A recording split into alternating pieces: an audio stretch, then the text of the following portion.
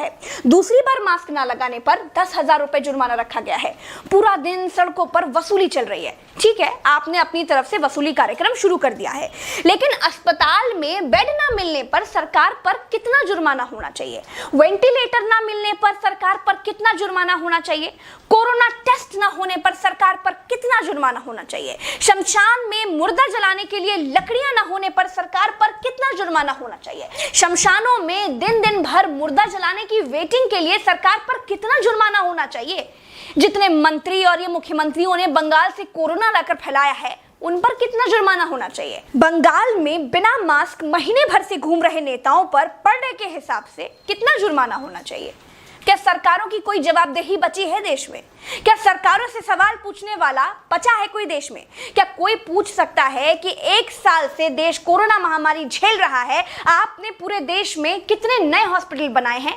अगर नहीं बनाए तो क्यों नहीं बनाए हैं? क्या कोरोना आपदा में घिरे देश को 1,000 करोड़ के नए संसद भवन की जरूरत थी? क्या देश को 300 करोड़ के नए बीजेपी दफ्तर की जरूरत थी?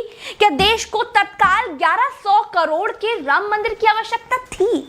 मंदिर के लिए चंदा मांगा जा सकता है तो हॉस्पिटल बनाने के लिए भी सरकार चंदा मांग सकती थी, लेकिन अस्पताल बनाने की नियत नहीं थी। मूर्ति बनाने की नियत थी तो बना दी।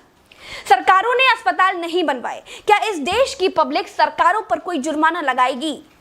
क्या कोरोना आपदा में देश को कुंभ सजाने की आवश्यकता थी? क्या देश को कोरोना महामारी के बीच बंगाल चुनाव में रैलियों की आवश्यकता थी? नहीं थी। देश को अस्पतालों की, डॉक्टरों की, कोरोना की दवाइयों की जरूरत थी। कुछ दवाइयां बनाई भी तो वाहवाही के चक्कर में विदेश भेज दी।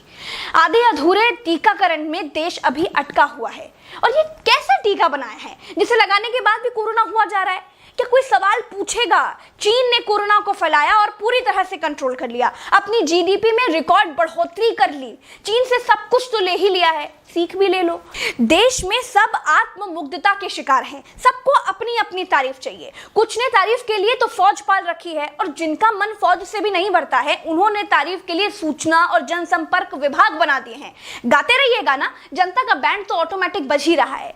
जिनके अगल बगल से कोरोना से लाशें नहीं उठी है ना, वो मेरी बात को नहीं समझ पाएंगे। जो कोरोना की पीड़ा से गुजरे हैं, जिन्होंने कोरोना से मरे हुए लोगों को शमशान में जलते देखा है, जिन्होंने कतार में लंबी लाशें देखी हैं, वो जान जाएंगे कि मैं क्या कह रही हूं और क्यों कह रही हूं। चलते हैं। राम राम, जय हिंद, दुआ सलाम।